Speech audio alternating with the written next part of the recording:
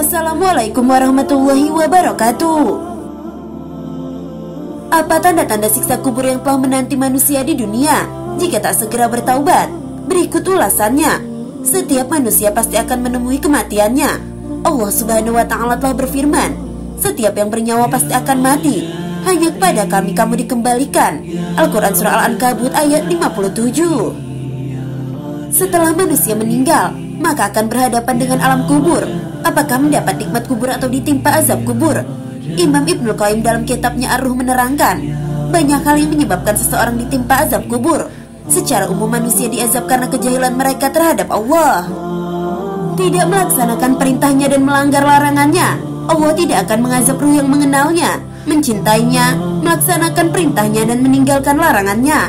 Barang siapa yang menjadikan Allah marah dan murka, lalu dia tidak bertaubat dan mati dalam keadaan demikian, maka dia akan mendapat azab di alam barzah sesuai dengan kemurkaan Allah atau Ar-Ruh. Syekh Muhammad bin Shalih Al-Utsaimin berkata, azab kubur bagi orang kafir terjadi terus-menerus dan tidak akan terputus. Mereka adalah golongan orang-orang yang terus-menerus dalam azab kubur sampai datangnya kiamat dan dimasukkan ke dalam neraka. Bagi orang-orang yang beriman, yang berbuat maksiat, Allah Subhanahu wa Ta'ala mengazab mereka dengan sebab dosa-dosa mereka. Di antara mereka ada yang diazab terus-menerus, ada yang panjang masanya, ada pula yang tidak, tergantung dari dosa mereka serta ampunan Allah Subhanahu wa Ta'ala. Berikut adalah di antara sebab seseorang ditimpa azab kubur. Yang pertama adalah kekafiran dan kesyirikan.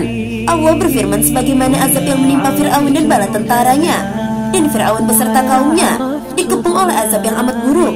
Kepada mereka dinampakkan neraka pada pagi dan petang, dan pada hari terjadinya kiamat.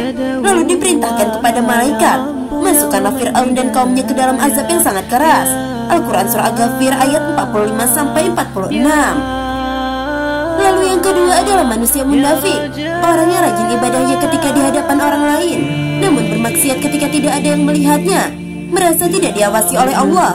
Ini adalah di antara ciri manusia munafik yang kelak akan ditimpa siksa kubur. Bagaimana Allah berfirman mengenai munafiknya orang Baduy pada zaman Rasulullah? Di antara orang-orang Arab Baduy yang tinggal di sekelilingmu, ada orang-orang munafik, dan juga di antara para penduduk Madinah, mereka keterlaluan dalam kemunafikannya. Kamu Muhammad tidak mengetahui mereka, tetapi kami mengetahuinya. Nanti mereka akan kami siksa 2 kali, kemudian mereka akan dikembalikan kepada azab yang besar. Al-Quran Surah At-Taubah ayat 101. Lalu yang ketiga adalah tidak menjaga diri dari air kencing. Tidak menjaga diri saat buang air kecil adalah perkara yang dianggap sepele, namun sebenarnya perkara ini termasuk ke dalam dosa besar. Air kencing termasuk najis, maka tubuh, pakaian atau bagian yang terkena air kencing harus dibersihkan. Jika tidak dibersihkan, maka dapat menyebabkan tidak sahnya sholat dan menjadi sebab siksa kubur.